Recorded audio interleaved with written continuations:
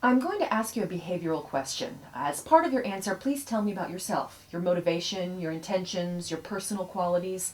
In your answer, be sure to cover the situation, the task, your action steps, and the results.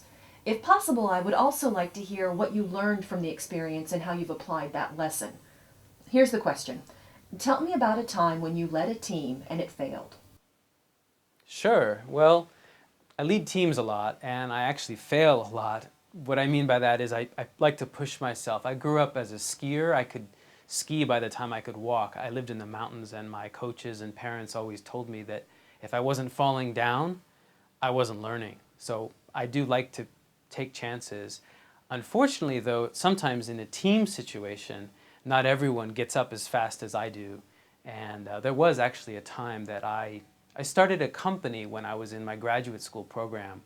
Two other friends and I from the same computer science department, we created a social venture and it didn't go well.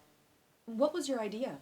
We were trying to leverage technology to develop educational contents that we could provide to school systems and individuals at a low cost with high quality.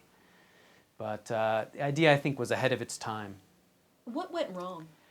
A couple things. We were overwhelmed with the responsibilities of running a startup. We knew the technology side and we had a passion for education, but we didn't know enough about marketing and we didn't know enough about how to run a business, frankly.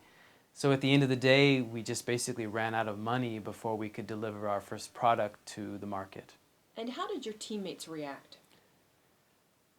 I took it okay, again, because I like to take risks and I could kind of see it coming. So I had put in my resume and CV. I found a job basically before things really fell apart. The other co-founder did the same. But our third co-founder, whose name was Mary, didn't react well at all. She felt abandoned, she felt betrayed, and she was really counting on this social venture to be successful. She was counting on this to be her job at graduation, and she didn't feel very good about it at all. What did you do? Well, the first person I went and talked to was our professor from our seminar. He liked us all and he wanted to see us be successful and he knew us really well. He gave me some kind words. He encouraged me to just basically apologize to Mary, but best of all, he introduced us to a company that had a viable business in a similar field. So they hired Mary full time, so she also landed on her feet and had a job at the time of graduation. What did you learn from this situation? I learned a lot of things. First of all, I learned how hard it is to run a business. I learned a bit more about things like finance and marketing that I had never studied or done before. But most of all, I learned about communication. I learned that if I had stayed in touch with Mary and let her know what the things that I was doing at every step of the way, she wouldn't have felt like that when we simply told her, oh, the money's run out.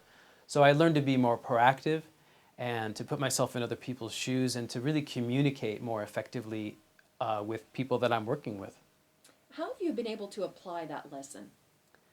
In my current job, we hired a guy recently and it just wasn't a good fit. The skills weren't quite there and most importantly, the communication wasn't so good. But because I saw that coming, I communicated with him early on and helped him find another job so that he could leave our company without any bad feelings, and then we were able to just simply hire another person to fill the role. So I learned how to communicate early more effectively with other people from this experience.